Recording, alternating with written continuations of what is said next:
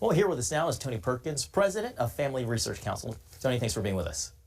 Good to be with you. Tony, the increase in political violence in this country is not a one-sided issue. So CBN News has consistently reported on attacks on crisis pregnancy centers and death threats against our Supreme Court justices in the wake of the decision of Roe v. Wade. Is the president's pitch tonight going to persuade undecided voters to vote Democrat? I don't think so. I do think what it underscores is that we are experiencing a lawlessness in this country. It didn't happen overnight. I mean, we had an attack on our building in D.C. 10 years ago where we had a gunman come in, an LGBTQ activist, and shot one of our people because of our stance on marriage from a biblical standpoint. So, yes, this is something we see a lot of violence on the left. We still don't know all the things about this particular individual, but here's the bottom line.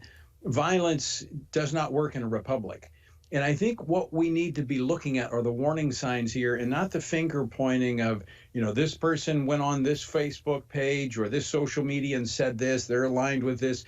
What it's telling us is that we have people that feel like their voices are not being heard and they're resorting to violence. A republic does not work that way. And so if the president is really serious about preserving what he calls a democracy, preserving our constitutional republic, then we need to make sure that voices are not silenced. And what he is doing with big tech, his administration, this disinformation board, in silencing certain voices in our society, what we see those in the legacy media doing, silencing certain perspectives, that's what's giving fuel to this violence on both sides.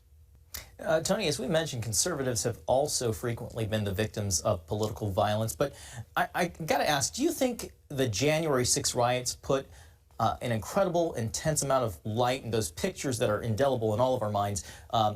Do they link violence to Republicans? I don't think so. Now, I've been very clear about this, John. I oppose what took place.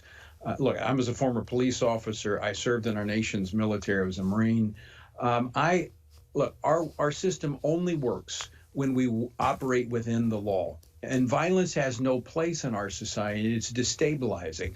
And I think the portrayal of January 6th as being reflective of where conservatives are, and even those who supported Donald Trump, which I did, is wrong.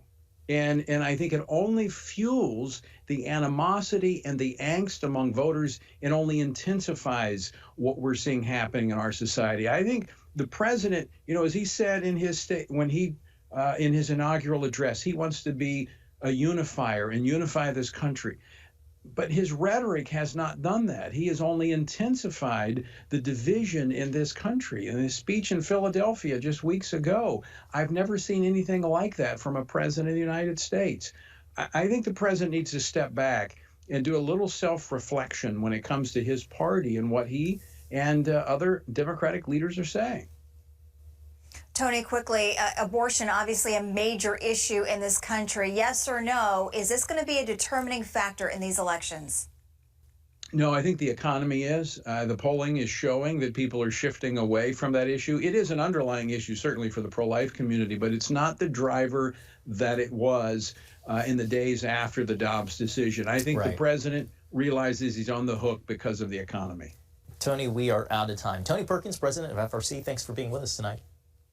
Always great to be with you guys.